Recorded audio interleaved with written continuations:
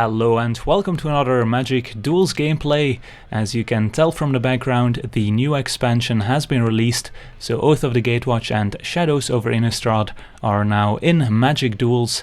And before we get started, I want to give a quick shout out to Andreas over at the Magic Duels Wiki. He's been doing a great job of maintaining the Magic Duels Wiki, so if you're looking for a place to find more information about Magic Duels, perhaps you want to see a list of all the cards that are now in Magic Duels, then the Magic Duels Wiki is the place to go. I'll put a link in the description so you can find your way there. But let's get started here with the first deck of the new season. It's a deck called Superfriends. It's a 4-color deck full of Planeswalker and Oath cards. It's a super sweet deck, so let's jump right into it here.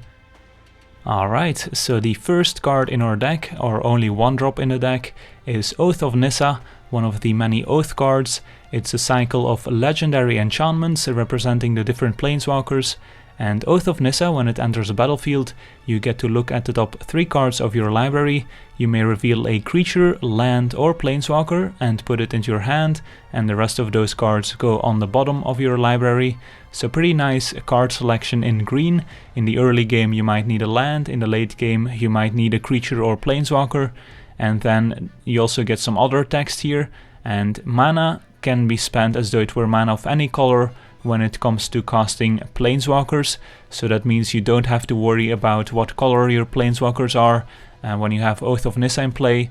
So this could come up in this deck since we are a 4-color deck and some Planeswalkers have double color requirements, so might make it difficult to cast multiple Planeswalkers on curve, so Oath of Nissa can definitely help out there. Moving on, we have 4 copies of Sylvan Ranger, which is the new replacement for Gate Creeper Vine.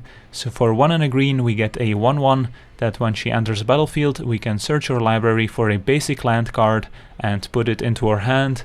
So of course a necessary fixing in a 4-color deck, and the 1/1 body can also be useful to jump in front of an attacking creature to perhaps save a Planeswalker or save us some life points in the early game while we set up our powerful Planeswalkers.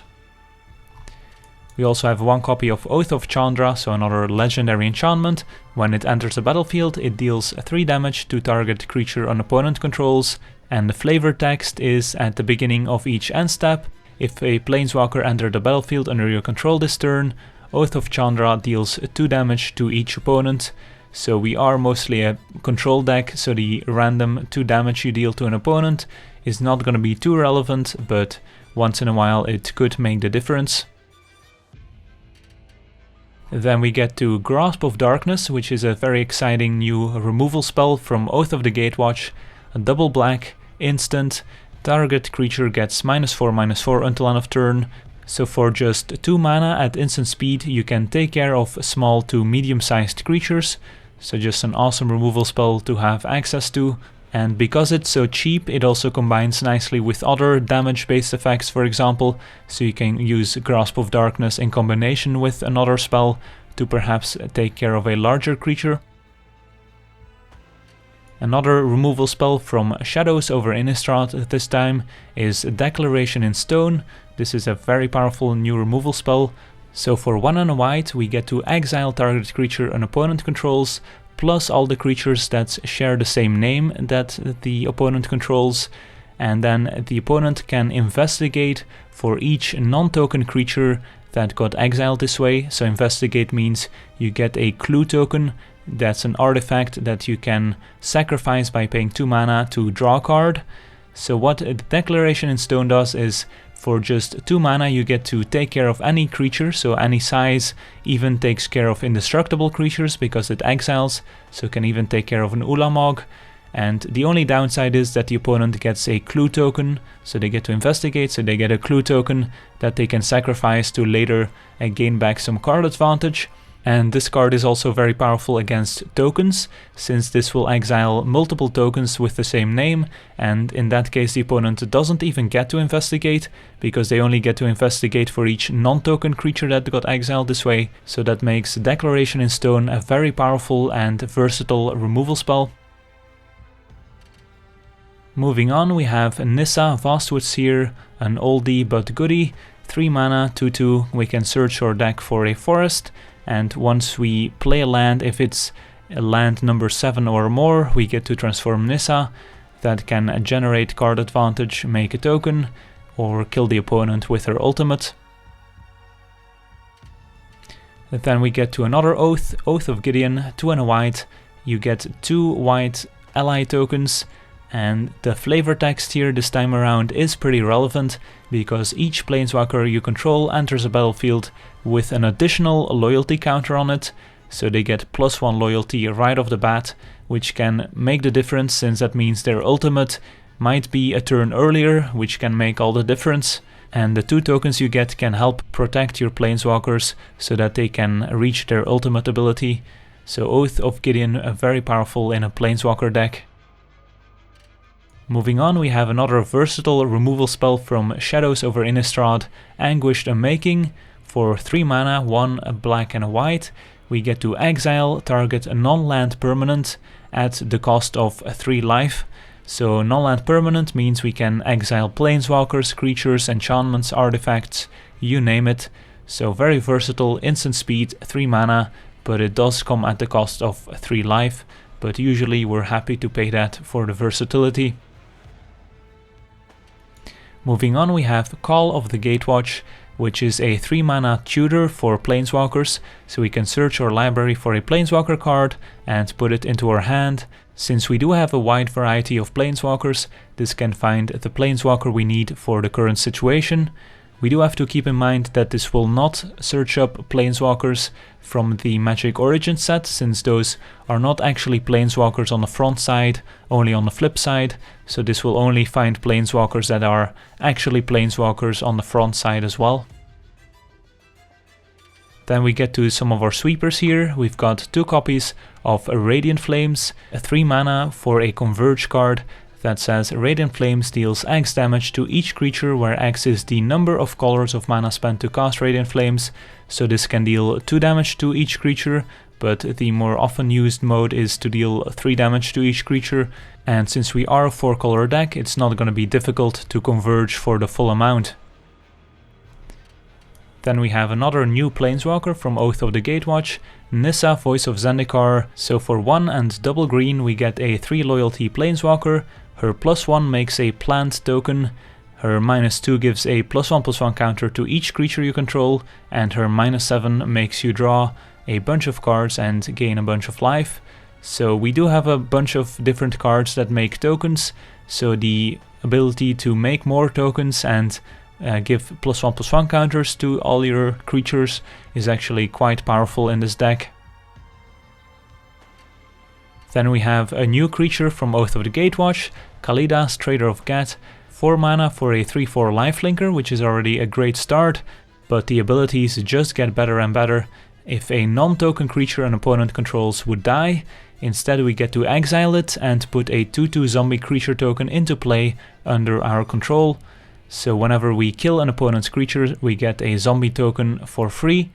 And then for 2 and a black, we can sacrifice a zombie or vampire and then put 2 +1/+1 counters on Kalitas. So you can sacrifice those zombie tokens to make Kalitas larger, and if you have a large lifelinking creature, it's going to be difficult to lose to an aggro deck, for example.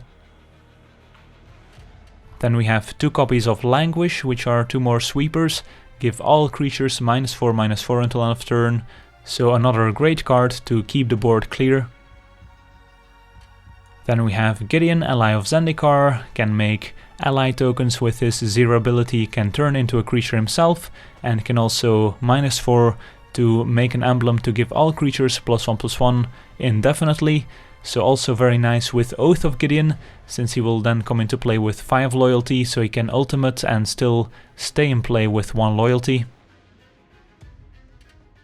Then we have Nahiri, the Harbinger, a pretty wonky card from Shadows over Innistrad.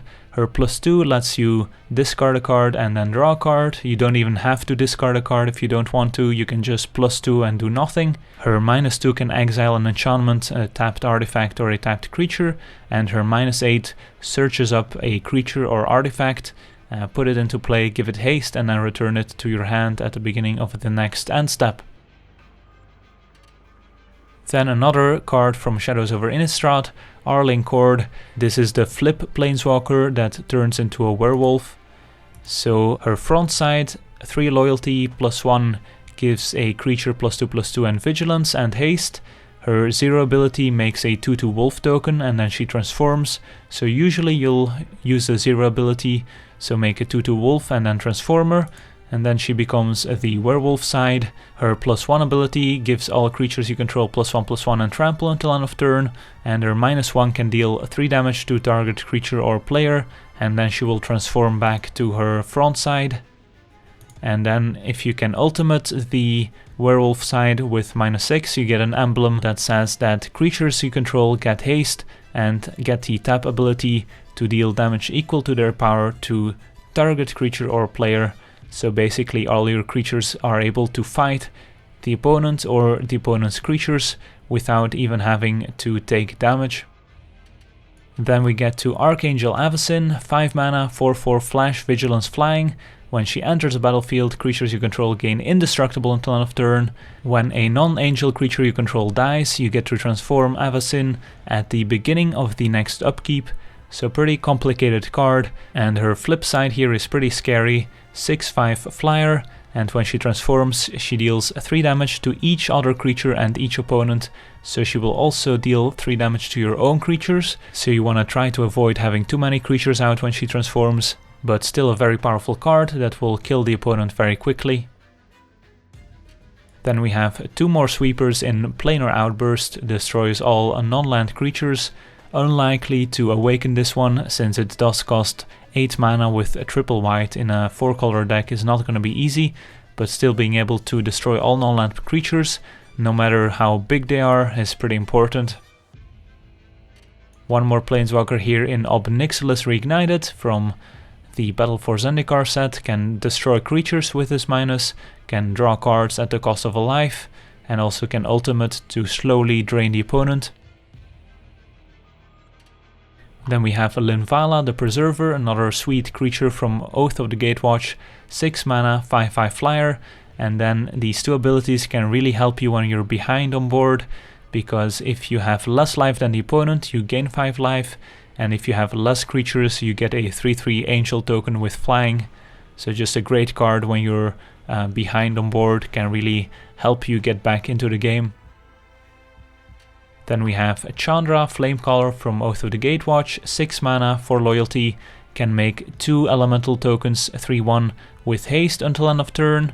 The 0 ability lets you discard your hand to draw the same amount of cards, and the minus ability is also a sweeper that deals X damage.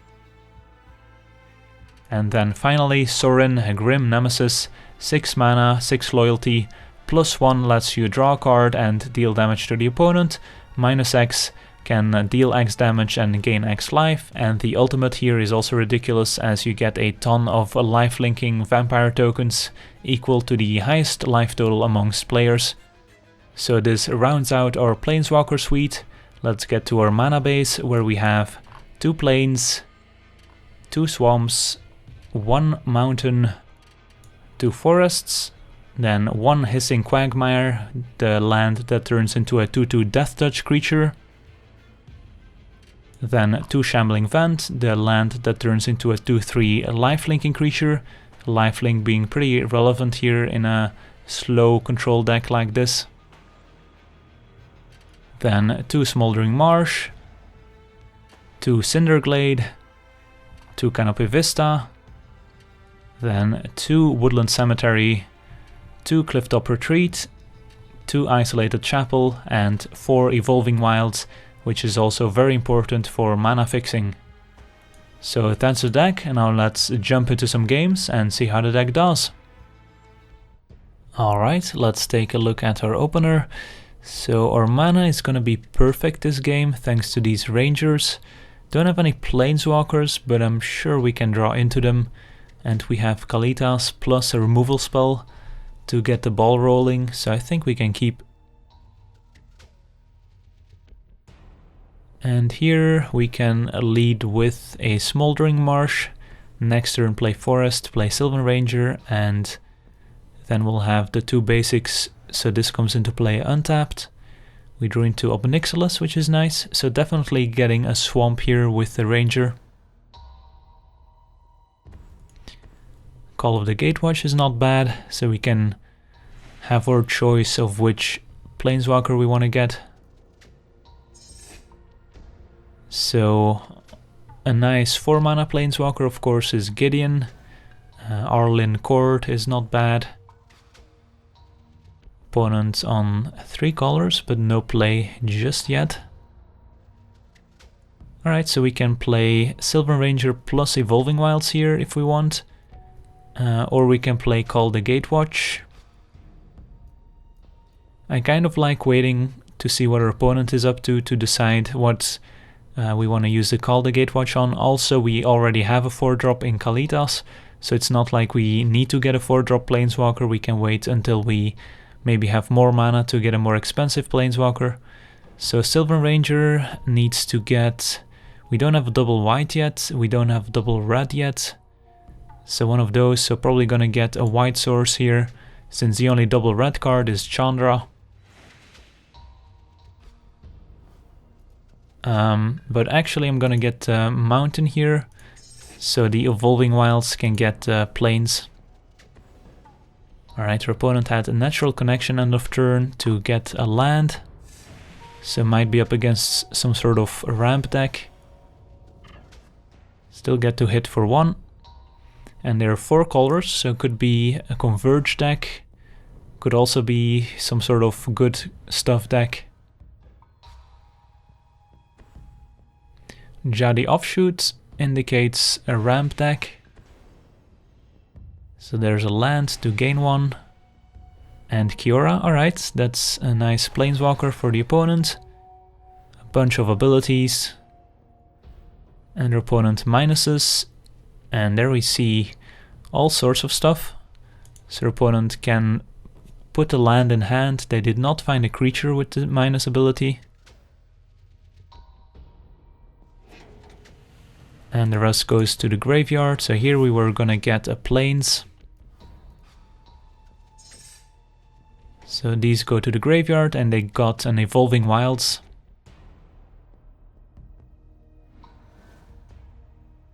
Chandra is not a bad draw, so here I think we just play Kalitas. We could Grasp of Darkness and then kill Kiora here, but I think we can kill Kiora next turn no matter what. So I think playing Kalitas here is fine. And then attack Kiora with our 2 Sylvan Rangers. And then next turn we have the option of Ob Nixilis or Grasp of Darkness plus Call the Gatewatch, which could get Sorin, for example, which is our other expensive Planeswalker that's left. Our opponent is tapping mana. Alright, I get it. To use Kiora's Plus to untap the land, and there's a Gideon. So our opponent also playing multiple Planeswalkers, it seems. Making a token. We don't get a zombie token for killing token creatures, unfortunately. But that's fine. Alright, Archangel Avacyn, not bad. I don't mind playing Avacyn here end of turn, since that's a flyer that can kill Gideon. Otherwise we can play Ob Nixilis, kill the Jadi Offshoot, and make sure to kill Kiora, which also seems decent. Unless our opponent has some sort of red removal spell to take care of the messengers. And we then do open up Ob Nixilis getting attacked by Gideon. So yeah, kind of like keeping up our Avacyn here. And then next turn maybe sweeping the board with Chandra. So let's attack Gideon with everyone. Nonetheless, I think. I'm not too concerned about Kiora.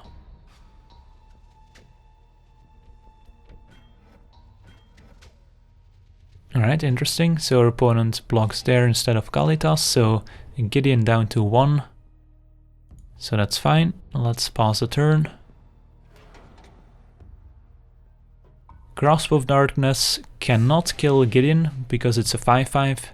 If Grasp did -5/-5, then we could kill Gideon, even though he's indestructible. Token attacks, we're gonna flash in Avacyn. Opponent doesn't have any responses. Our creatures are indestructible. Gonna block the token. Alright, that worked.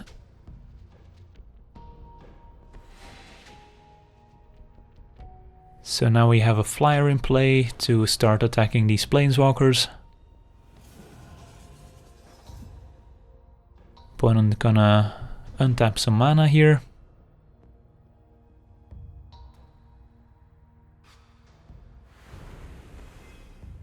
And they have their own Chandra, which is probably gonna 0 to discard some cards.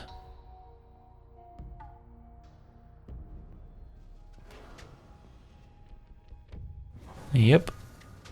And they discarded Ulamog, alright. But now we get to play our own Chandra, which could make some hasty creatures to threaten the different Planeswalkers. So what's the best sequence here to try and kill as many Planeswalkers as possible? I think Chandra making the hasty elementals is the best line. Then I wanna attack Chandra with our Archangel, and then let's see, we have 4 attackers and they only have 2 blockers, so we should be able to kill the 2 other Planeswalkers as well. So let's go for it. Make 2 hasty elementals. Go to combat. This one goes over there. Then at least, let's see. Well, our opponent could actually save 1 Planeswalker here, I guess. Because we only have 2 attacking each of them. So do we want to kill Gideon or Kiora? I think we want to kill Gideon rather than Kiora. So maybe we send 3 here. So even if our opponent blocks these 2, Gideon still dies. Gonna keep playing here. Our opponent could save Kiora here, but they decide not to. All 3 Planeswalkers dead. Elementals disappear. And yeah, looking pretty good here. Still have Ob Nixilis and Call the Gatewatch. And got rid of 3 Planeswalkers and an Ulamog apparently. Explosive Vegetation, okay. Opponent playing all basics apparently. So they're not gonna have any lands coming into play tapped, apart from the Evolving Wilds. And there's Sorin, so we don't even need to use Call the Gatewatch. And yeah, I think I like playing Sorin here. Opponent might have a counter, but they do not. Let's plus. Oath of Nissa is nice. Can't play it here though. And don't want to use a 0 because I like the cards we have in hand. So I think I'll just +1. We could minus to kill a bunch of creatures, but then we're also gonna transform Avacyn, and I kind of like her calmer side. So let's just make some elementals. And attack with everyone. I guess we can not attack with the Ranger. But yeah, I mean our opponent could still just block an elemental to trigger the transformation on Avacyn.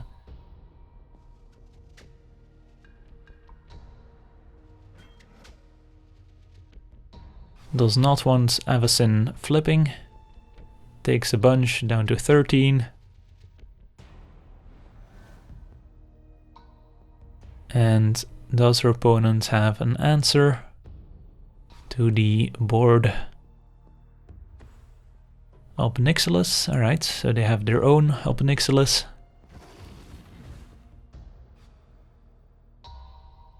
And are they gonna kill Avacyn? And they are.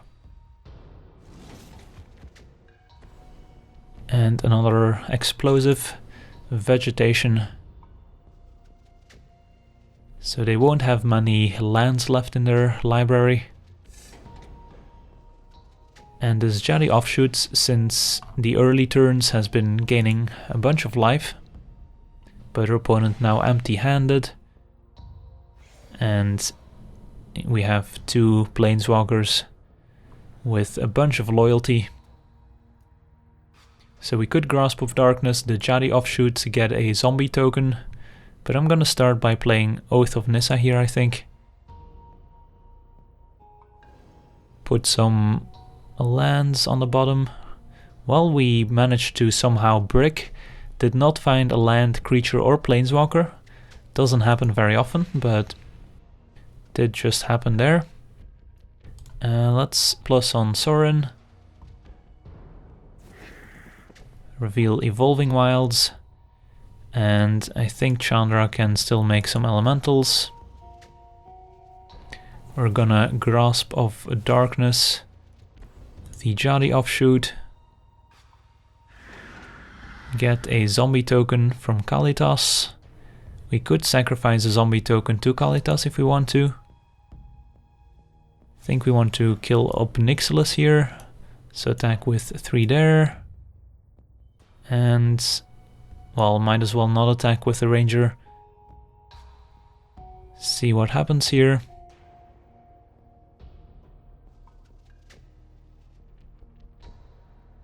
Ob Nixilis down. Play Evolving Wilds. Play Call the Gatewatch, I think. Get what Planeswalkers are left. Gideon's not a bad one. So let's get him. And let's grab a land. Not sure what we need. Plains is fine. Okay. So our opponent is empty-handed, but they do have access to a ton of mana. But we are about to ultimate Sorin here in a couple turns. Definitely don't mind trading.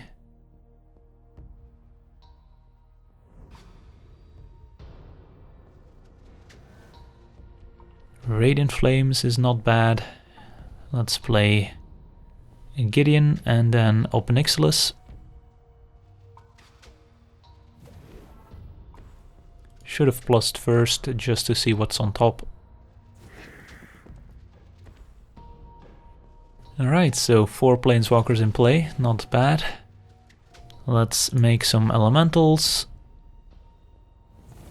Let's make an ally. Let's draw a card. And let's attack.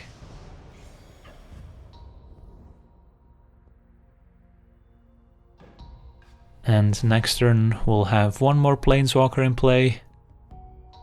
And we could ultimate Sorin, which would give us 34 lifelinking vampires as it sits, which we could even sacrifice to Kalitas. The synergies.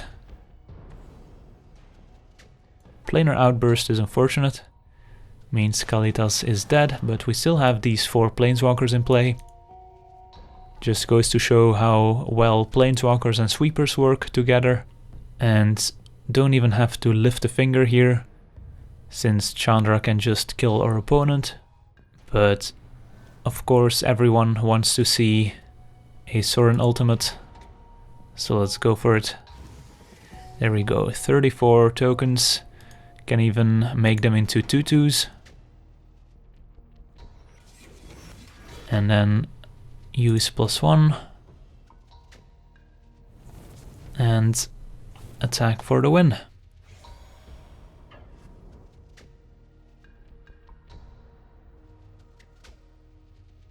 Alright, sweet. On to the next one. Alright, let's take a look at our opener. We're on the play. If we knew what we were up against, this hand could be great, since we have a sweeper and a planeswalker, but 5 lands is a bit much, so I think we can do better. Alright, this is better. So we could play this turn 1. Is there any reason not to? I guess not. Since we can play Cemetery into Ranger turn 2. Think we want the Kalitas here over the Marsh, since we have mana fixing enough with Wilds plus Ranger. So one of these needs to get a Plains, the other one a Mountain, I think.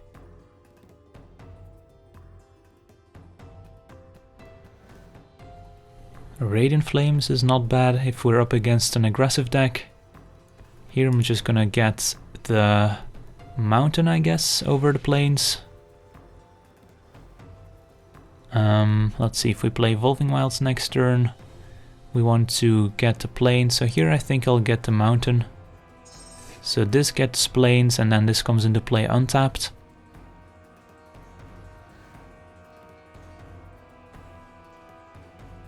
Blue-red. Could be a Thopter deck for all we know. Not a bad draw. Let's hit for 1. And play Evolving Wilds. Planning to get a Plains. Opponent has a Twin Bolt end of turn. 1 here, 1 there, that's fine.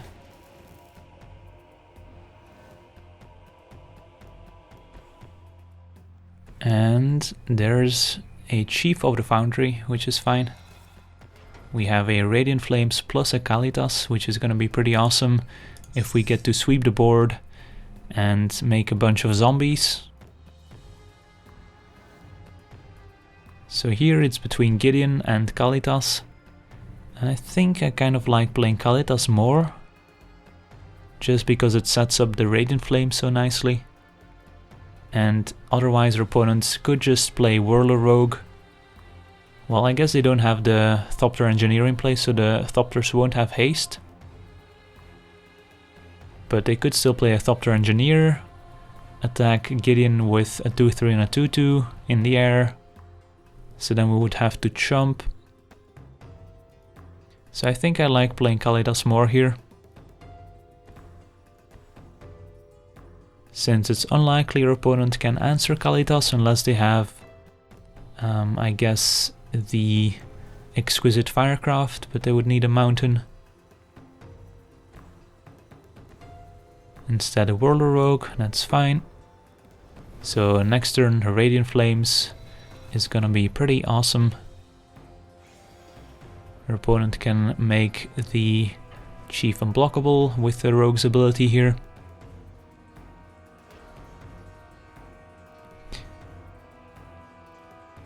And we could wait on the Radiant Flames, but I don't like playing Gideon since it's very likely to die if we just play Gideon here and make a token, since your opponent can just kill it with flyers. So yeah, definitely like playing Radiant Flames, so we do need to play this Mountain. And yeah, let's go for it.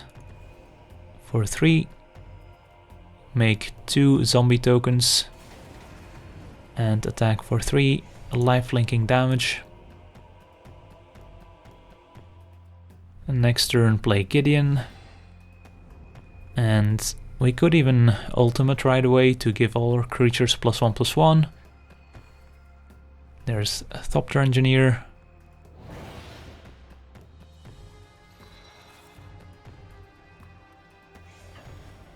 Hit for 1.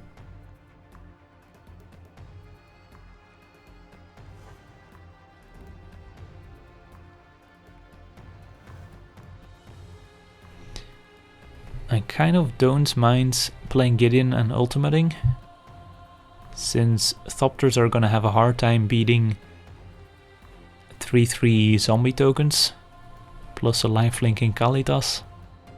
and also puts Kalitas out of Exquisite Firecraft range. Yeah. Don't mind.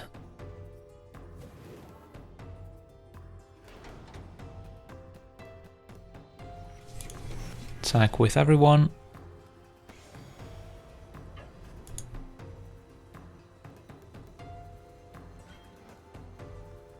Does their opponent have anything? Nope, just a chump block. Get another zombie, play Evolving Wilds and pass a turn. Do they have like multiple sweepers here? But sweeper seems strange in a Thopter deck. Ah, they have a Spy Network. But if they attack, they're dead. So that's not gonna work. Let's get a land with Evolving Wilds here. Guess we get a swamp. Can also use Anguished Unmaking on the Spy Network here. So if our opponent has Fiery Impulse, they don't even kill a zombie token. Let's say they did have Spell Mastery, we could just sacrifice a zombie token to Kalitas. So yeah, our opponent is just dead here. Alright, so Kalitas plus Radiant Flames, pretty neat combo. Didn't even need more than one Planeswalker this game. So on to the next one.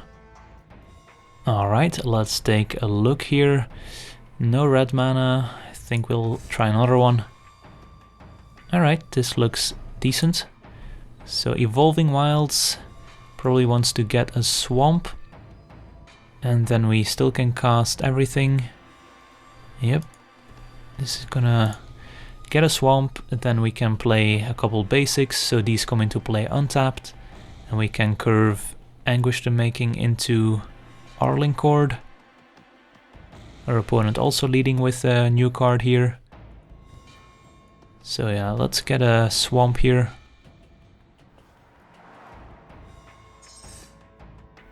So Sylvan Advocate, 2/3 Vigilance, can become a 4/5 Vigilance in a couple turns.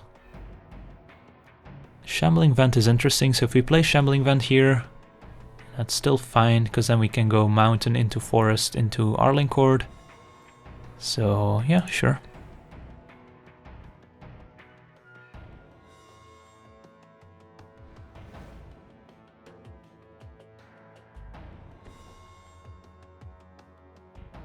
So let's find out if our opponent is maybe a green-white ramp deck, maybe a creature deck. Hopefully they play a creature so that we can languish. Might be holding up a ramp spell here. Oath of Nissa is interesting, so we could Anguished Unmaking the Advocates, but I think playing Oath of Nissa is fine here. We're only gonna take 2 and we're setting up for a languish next turn. So let's cast Oath of Nissa. And find a nice Planeswalker. And pass the turn. Opponent did not have a play on turn 3. They could have an Explosive Vegetation here, I guess, which would make this into a 4/5. So hopefully that's not the case. Alright, they attacked, so they probably don't have the Explosive Vegetation then. Instead, nothing. Okay. Well, I guess we're playing Arlinn Kord. And making a wolf token.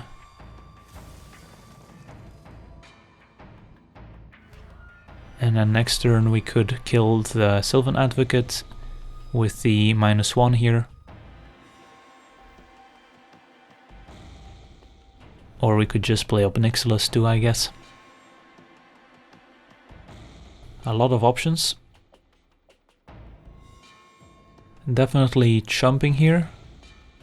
Declaration in Stone, so we're not gonna get the opportunity to chump. And since the wolf was a token, we don't even get to investigate, which is too bad. But looks like Arlinn Kord will survive here, so that's good. And Kalitas is a nice draw. So I don't really want to lose our Arlinn Kord by minusing here. So I think she's gonna plus. And then the question is, do we use Languish here to get rid of the Advocate? Do we play Kalitas, hope our opponent doesn't have another removal spell? Or do we just use the Anguished Unmaking? Could also play Ob Nixilis, which might actually be the best choice since we still have Anguished Unmaking if our opponent plays another larger creature. So yeah, let's go with Ob Nixilis. Kill Sylvan Advocate.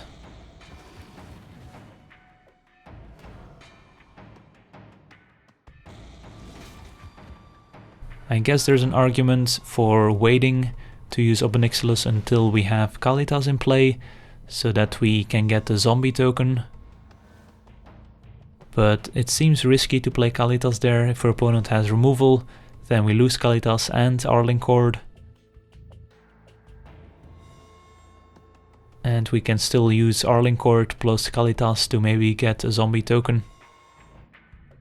And their opponents had enough. Still no play. Wondering what kind of hand they kept. Let's go ahead and draw a card first. Sylvan Ranger.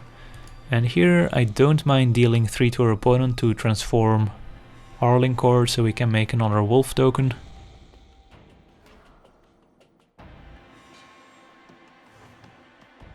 And then play Kalitas.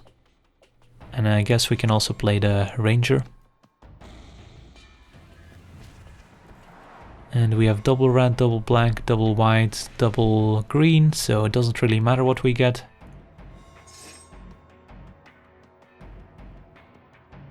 Ship it back. And see if they have anything here. Might be stuck on a certain color. Another Declaration in Stone. Gets rid of Kalitas. That's too bad. But at least we get a clue token. Radiant Flames. Alright, let's draw a card. Alright, Archangel Avacyn, not bad. Let's make a... Well, we could even play Avacyn and give it haste, which sounds pretty awesome. Yeah, let's go for it.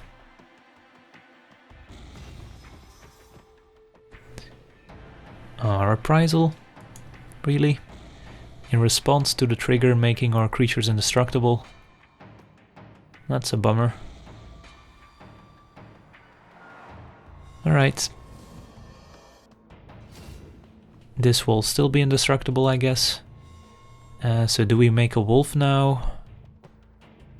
Or do we plus? I think, let's see. Still like plussing. And then we can keep up Grasp plus sacrificing the clue.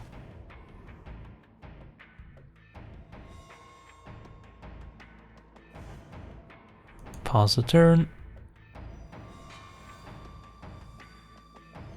So lots of removal here.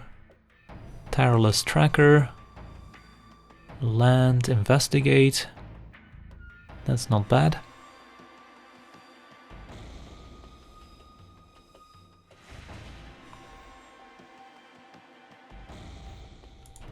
So let's get rid of this then, I guess.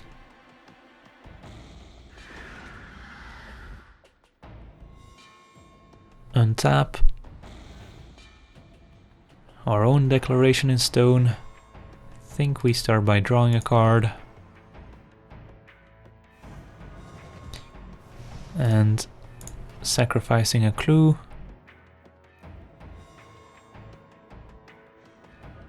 Evolving Wilds. We could activate Shambling Vent here. And then give it Vigilance and Haste.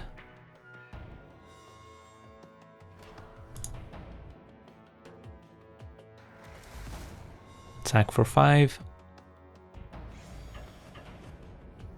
And and then play Evolving Wilds.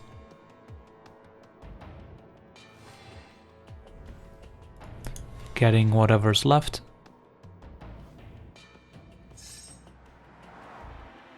And pass the turn. I guess we could have played the Plains to keep up Anguished Unmaking, since this had Vigilance. But there's not too many hasty creatures I expect. I guess if they went colorless land into Reality Smasher. Instead they play Avacyn main phase for some reason. So we can just exile her.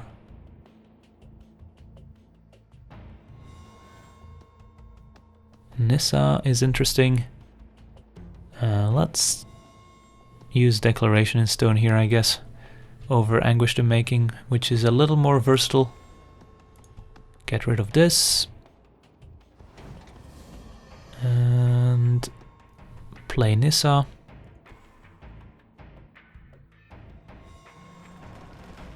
Make a plant.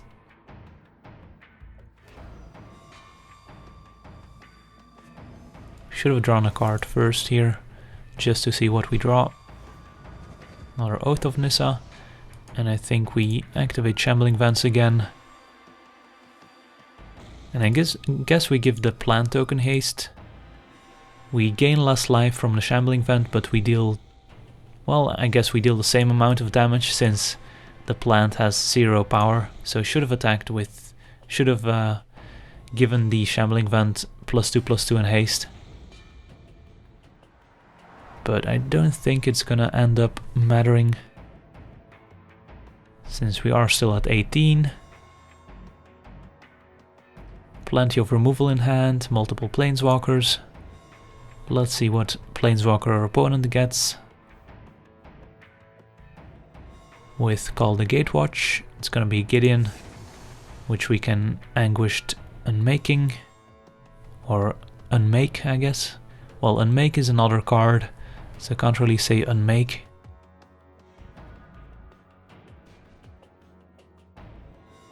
Alright, so our opponent is tapped out.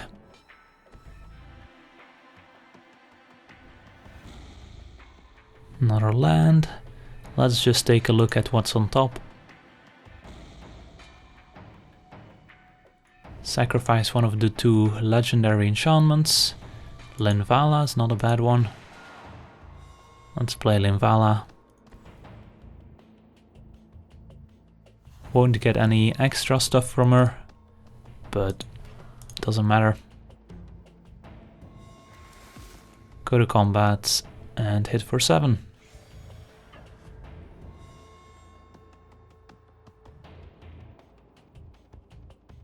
Alright, sweet. I want to thank you for watching. I hope you enjoyed this gameplay, and as always, have a nice day.